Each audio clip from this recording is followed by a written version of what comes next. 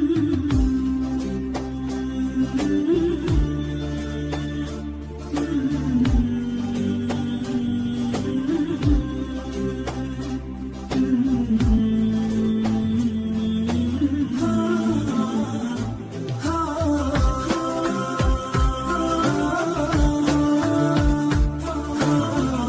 توجہ اتحادی وہ ہے جو حضرت خواجہ باقی باللہ جو مشائخ نقش بند کے اکابر پیشواؤں میں سے ہوئے، حضرت خواجہ باقی باللہ رحمۃ اللہ علیہ نے نان بائی کو توجہ کی تھی۔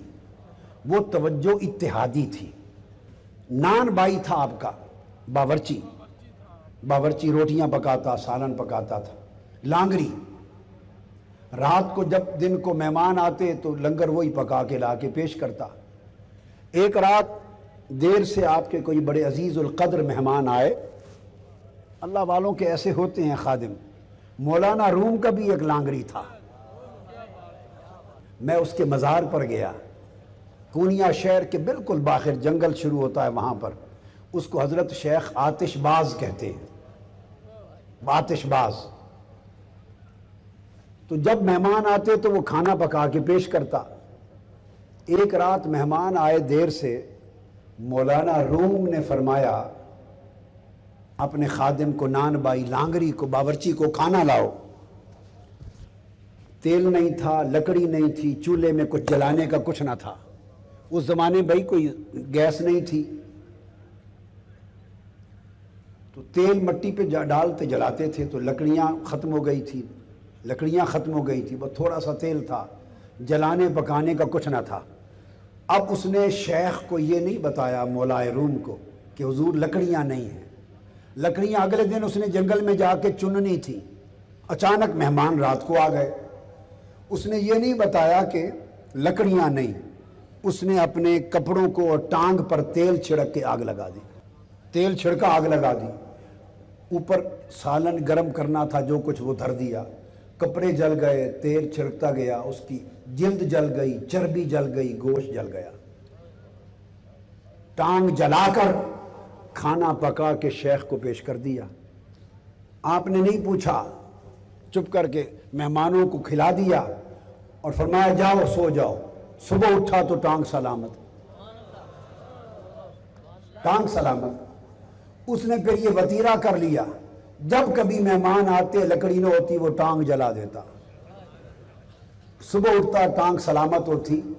جب کئی مرتبہ ایسا ہوا تو مولائے روم نے سینے سے لگا کے فیض یاب کر دیا، استقامت دیکھ لی۔ اس کو حضرت شیخ آتش باز کہتے ہیں۔ ان کا مزار کونیا میں باہر ہے۔ ایک 80 سالہ ایک مجاور اللہ والی فاطمہ نامی خاتون اس کی مجاور ہے، زیر زمین مزار ہے۔ اور روحانی طور پہ آج بھی رات مولائے روم حضرت شاہ شمس تبریز شیخ آتش باز کے دربار پہ رات کو مجلس کرتے ہیں۔ یہ ایک الگ باب ہے، رات کو مجلس کرتے ہیں، کچہری ہوتی ہے۔ ایسی خدمت کرنے والے اس طرح کا درجہ پاتے ہیں۔ تو یہ نان بائی لانگری حضرت خواجہ باقی باللہ رحمۃ اللہ علیہ کا۔ رات کو مہمان آ گئے، نان بائی اس لانگری نے خدمت کی، کھانا پیش کیا۔ حضرت خواجہ باقی باللہ رحمۃ اللہ علیہ خوش ہو گئے۔ جب خوش ہوئے تو آپ نے خوش ہو کے فرمایا اس باورچی کو بتاؤ کیا مانگتے ہو۔ سادہ آدمی تھا، اس نے کہہ دیا حضور اپنے جیسا بنا دے۔ سمجھ نہیں تھی ایسا کہنا ہے یا نہیں کہنا۔ آپ نے اسے چونکہ زبان کر لی تھی، توجہ اتحادی کی، توجہ اتحادی کی۔ اس کے باطن کو اپنے باطن سے رنگ دیا، اس کے ظاہر کو اپنے ظاہر سے رنگ دیا۔ جب باطن اور ظاہر دونوں رنگے جائیں تو ظاہر کی شکل بھی بدل جاتی ہے، اور شکل ایسی ہو جاتی ہے جیسی شیخ کی، اور دیکھنے والے کو یہ بھی پتہ نہیں چلتا کہ مرید کون ہے، شیخ کون ہے۔ یعنی ظاہر بھی اتنا بدل جاتا ہے، باطن تو بدلتا ہی ہے۔ تو نان بائی جب باہر نکلا توجہ اتحادی کے بعد، تو تو پتہ نہیں چلتا تھا صبح کہ حضرت خواجہ باقی باللہ کون ہے اور باورچی کون ہے۔ شکل بھی بدل کے خواجہ باقی باللہ والی بن گئی تھی، رنگ روپ شکل سارا کچھ وہ بن گیا تھا۔ اب فرق صرف یہ رہ گیا تھا کہ باقی باللہ تو سمندروں کے سمندر پی کے ہضم کر کے بیٹھے تھے، اور اس نے تو بس ایسے ہی فیض پا لیا تھا توجہ سے، یہ برداشت نہ کر سکا، سو یہ مدہوش تھا، ایسے ڈولتا تھا، چکراتا تھا، توجہ اتحادی فیض کی لے لی، برداشت نہیں کر سکا، 3 دن مدہوشی میں رہا اور 3 دن بعد وصال فرما گیا۔ اب اس کی قبر بھی حضرت خواجہ باقی باللہ کے ساتھ ہے، میں حاضر ہوا وہاں، حضرت خواجہ باقی باللہ بھی اور حضرت نان بھائی بھی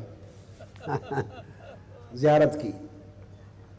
اس کو کہتے ہیں توجہ، بولیے، اتحادی۔ اب توجہ اتحادی میں جب ظاہر توجہ کرنے والے کے ظاہر سے متحد ہو جاتا ہے اور باطن شیخ کے باطن سے متحد ہو جاتا ہے، تو اس اتحاد ظاہر و باطن کے نتیجے میں ظاہر کی شکل کا بھی رنگ روپ وہی ہو جاتا ہے جیسا شیخ کا ہے، عام آدمی کو پتہ نہیں چلتا۔ اب یہ ایک بات آپ ذہن میں رکھ لیں، اب بخاری شریف کی ایک حدیث سناتا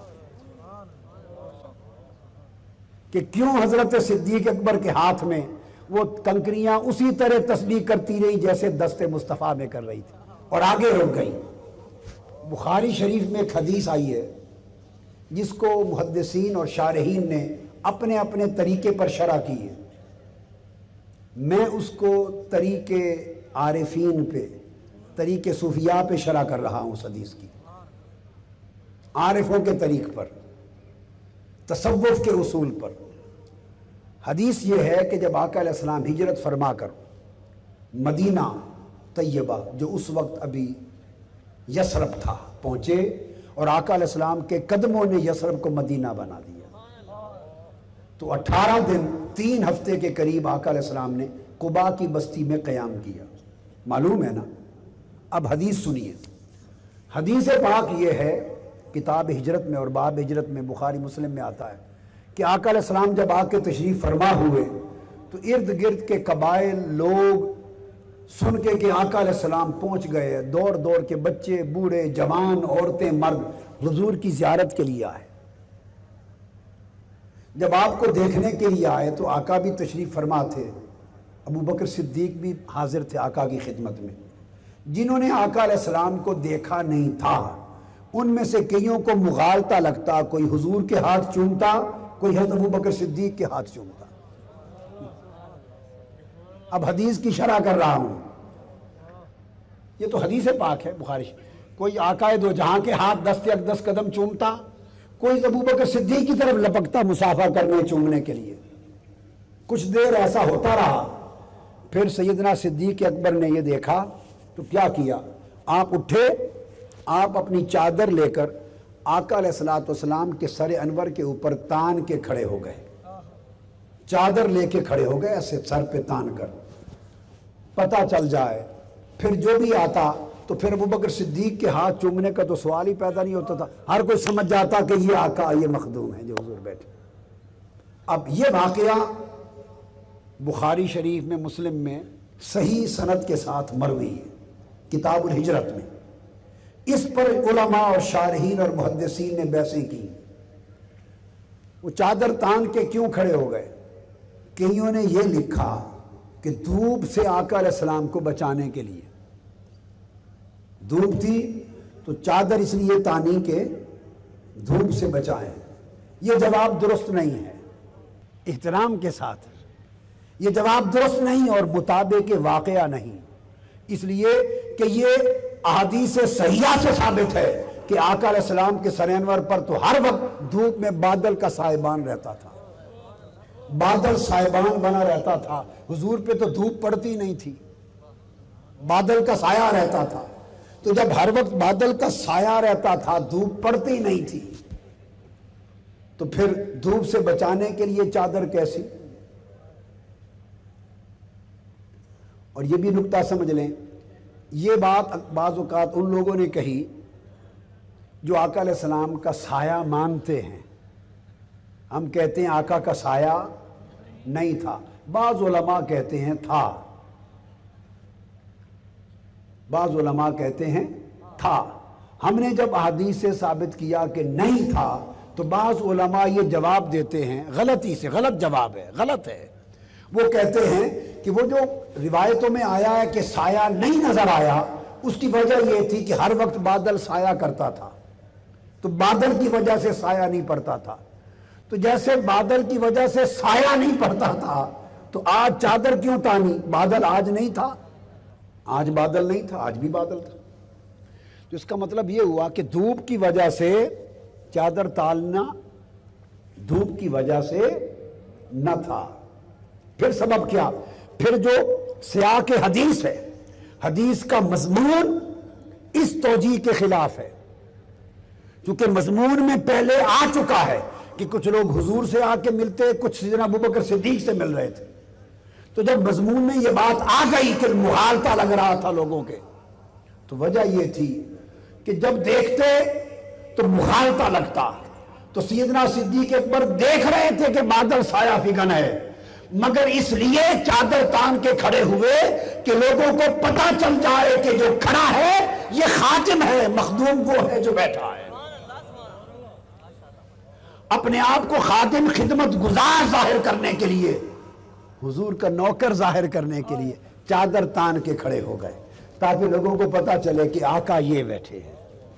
اب سوال پیدا ہوتا، اگلا سوال یہ ہوا، یہ بات تو سمجھ میں آ گئی، آپ کو بھی آ گئی نا، اسی وجہ سے کیا تاکہ لوگ مغالطے سے نکل جائیں، لیکن سوال یہ ہے کہ یہ مغالطہ لگا کیوں؟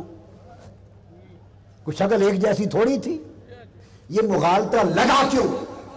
شکل ایک جیسی نہ تھی، صورت ایک جیسی نہ تھی، ظاہر کے خد و خال، رنگ و روح تاجدار کائنات کے چہرے اقدس جیسا تو کسی کا چہرہ نہ تھا، صرف چہرے کی اگر مشابہت تھی تو حسن اور حسین کی تھی، اوپر کا حصہ اور نیچے کا حصہ حسن کا حسین کی مشابہت ان کی تھی، یا کلام اور صورت میں مشابہت تھی تو سیدہ فاطمہ الزہرا کو تھی۔ صحابہ کرام میں سے تو کسی کی مشابہت شکل و صورت میں تھی ہی نہیں، تو مغالطہ کیوں لگا؟ اس مغالطہ کی توجیہ توجہ اتحادی کی شرح سے کر رہا ہوں۔ وجہ یہ ہوا کہ مکہ سے چلے تھے تو شکلیں الگ الگ تھیں، ہائے ہائے، اپنی اپنی شکل تھی۔ جب 3 راتیں غار ثور میں بیٹھے رہے، ہائے ہائے ہائے، غار ثور میں صدیق اکبر کی گود تھی، مصطفیٰ کا چہرہ تھا اور کوئی تیسرا درمیان میں نہ تھا، اور قرآن نے کہا ثانی اثنین اذ ہما فی الغار، 2 میں سے ایک دوسرا تھا، 2 میں سے دوسرا تھا۔ تو قرآن مجید نے ظاہر و باطن کے اتحاد کا اشارہ کیا، ثانی اثنین، کہ جب غار میں تھے تو قربت اور اتحاد میں وہ مقام ملا کہ ہر 2 ثانی اثنین ہو گئے، اثنین میں ثانی ہو گئے۔ یہ اتحاد توجہ اتحادی کا ثمرہ تھا۔ مکہ مدینہ میں جب مجلس میں ہوتے تو ہر کوئی مصطفیٰ کا چہرہ تکتا اور مصطفیٰ کی توجہ بھی باری باری ہر ایک پر ہوتی۔ ایسا موقع کبھی نہ ملا تھا کہ مصطفیٰ کا چہرہ ہو اور ابوبکر صدیق کی آنکھیں ہوں، اور ابوبکر کا چہرہ ہو مصطفیٰ کی آنکھیں ہوں۔ 3 راتیں غار تھی یا یار تھا، غار تھی یا یار تھا، اور ادھر دیدار مصطفیٰ تھا۔ ابوبکر صدیق چہرے مصطفیٰ تکتے رہے اور مصطفیٰ کی آنکھوں کی توجہ ابوبکر میں بڑھتی رہی۔